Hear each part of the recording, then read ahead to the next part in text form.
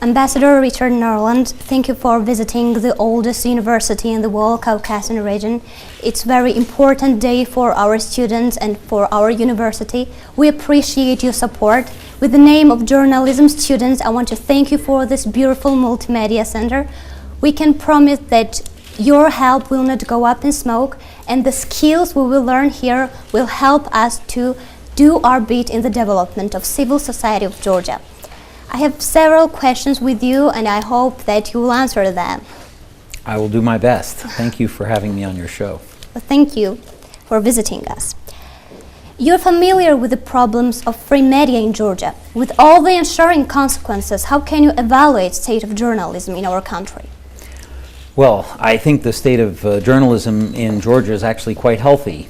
If you look at the trend over the last couple of years, you see the development of a number of very robust media outlets, particularly in the television industry, each of which is capable of presenting different points of view, each of which has a sufficiently solid commercial basis to operate. And I think what's really important is that you have the ability for different points of view on the political spectrum to be expressed in the media space, and with the current state of Georgian journalism, I believe that exists, not only in the television sector, but also with some very important newspapers and journals like Tabula and the other one that I can't remember right now. So. How high quality education in journalism will help to develop democracy in our country? Well, I think any democratic society has found that a free press is a critical foundation for a successful democratic process, because the way democracy works is citizens vote and express their choices for political leadership and political policies. To make those votes in an informed way, they must have reliable information. You cannot always count on the information that comes from any one political party to be objective. The role of an objective, independent media to give voters a common understanding of the picture in a country is absolutely essential to a healthy democracy.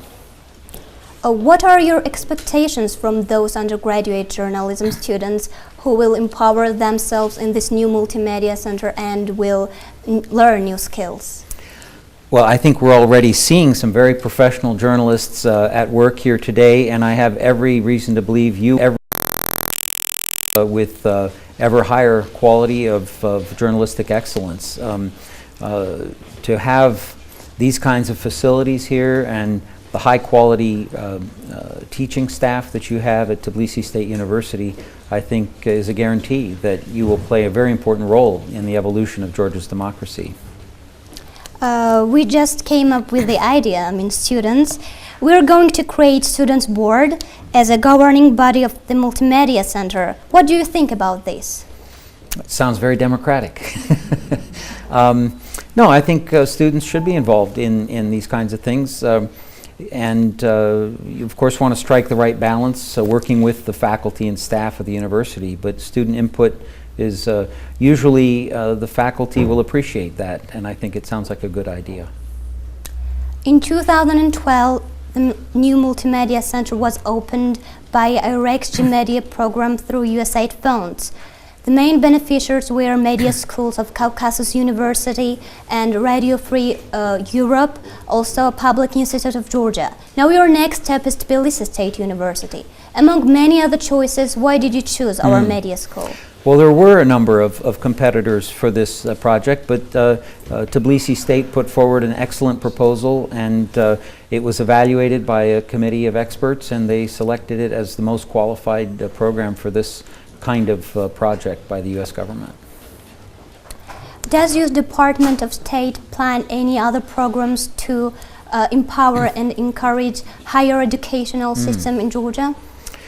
As a matter of fact, this is still a very high priority for the United States. You're familiar with the many exchange programs that we have from the high school level through graduate schools, Flex, Muskie, and so forth. And the Fulbright program is now going to be expanded to include master's degree students, so that we will continue to be able to have a range of students going back and forth between the U.S. and Georgia. But also through something called the Millennium Challenge Corporation, we're putting $140 million into developing higher education capabilities in Georgia.